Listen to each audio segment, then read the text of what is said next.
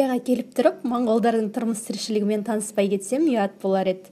Сол ойдың жетегімен демалыстағы кезекті күндеріміздің бірінде осы жақтан кездестірген белгілі ақын Бауыржан Қарағызұлының көлігімен Баян-Өлгей қаласының маңайынан моңғолдарды іздеп жолға шықтық. Мұнда көптеген халық әлі күнге дейін киіз үйде тұрады. Әрі жергілікті халық қай үйде қазақ отырғанын, қай үйде моңғол отырғанын алыстан таниды екен. Жолбасшымыз бізді сонадайдан көрінген моңғолдың киіз үйіне қарай бастады. Жоқ, төмен қарай төтелей тарттық.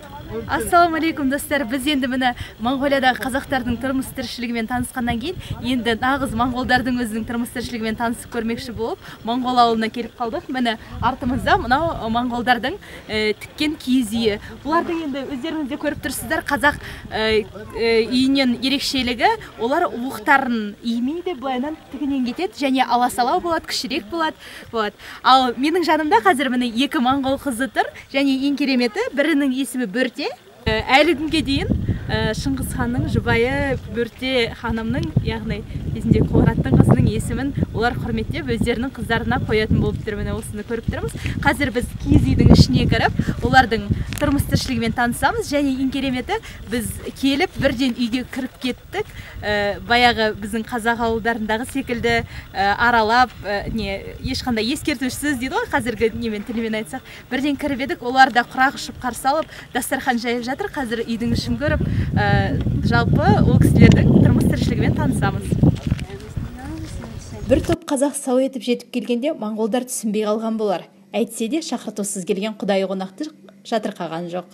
Киіз үйдің ішкі көрінісі кезіндегі өз ата-бабаларымыз тұрған тұрмыс тіршілікті еске түсіреді. Шайға тұз қосылған секілді, бұл жақтың бір ерекшелігі сол шайларына тұз қосып ішеді екен. Міне енді дастарханды көріп тұрмыз. Қазақ дастарханынан еш айырмашылығы жоқ. Ірімшік, құрт қой, мынау. Шүйірмек дейді. Шүйірмек деп айтты. Қалай? Шүйірмек дейді. Мына ағайындардың бұл. Бұл моңғолдар. Сол мына қаймақты көріп тұрмыз. Не қаймағы? Және сүт қатқан шай қоямыз. Тек шаңырағы аласалау екен. Үй иелері бірден қолда барларын алдымызға жайып, барын салып күтті. Дастархандарында негізінен сүт өнімдері. Үй иесі сондай қонақ жай екен, және аздап қазақшада білетін көрінеді. Құртқа әбден тойдырды. Құрттардың формаға салатынын көріп тұрмыз.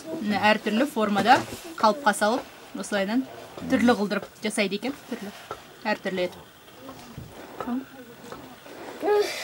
Құрттары өте дәмді. Моңғолдардың пұтқа табынатынын білеміз. Сонда міне Далай ламаның суретін көріп тұрмыз. Шамасы енді жобалаумызша мынау біздің бірінші кіріп тұрған үйіміз ғой, бірақ негізінен осы киіз үйлерде осылайынан өздерінің бір табынатын бұрыштары бар секілді. Пұттары, суреттері пұттарының. Бір кезде моңғол апайымыз самогон алып шығып, бізге құйып бере бастады.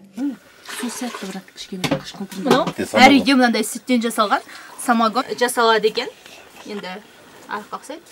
Ішуге болмайды, енді маған ескеріп көрейін.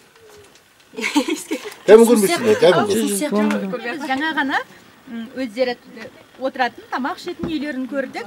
Енді мына жақта қонақ күтетін үйлері бар екен, арнайы соны барып көрмекшіміз. Негізі жанымдағы апайдан аз-маз қазақшасы мен бір-екі ауыз сұхбат алған ем. Қалай болған білмеймін, дәл сол видеоны өшіріп алыппын. Сөйтіп тамақ ішетін үйлерінен жататын қонақ үйлеріне келдік. Үйдің ішіне бірнеше төсек қойылған.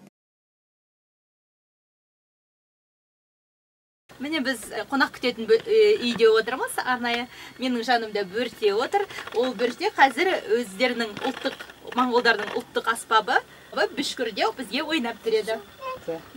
Ата түсіне тренді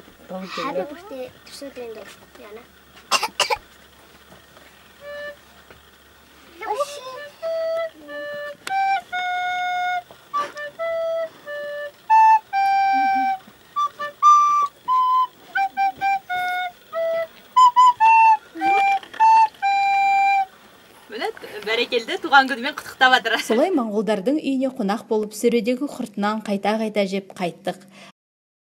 Қайтар жолда Баян-Өлгейдің кіре берісінде моңғолдардың діни мерекелерін, түрлі дәстүрлерін өткізетін жерін көрдік. Таңертең шыққан біз түске қарай Баян-Өлгейге кіріп келе жатыр едік. Онда қазақтардың қонақжай дастарханы күтіп тұрған болатын.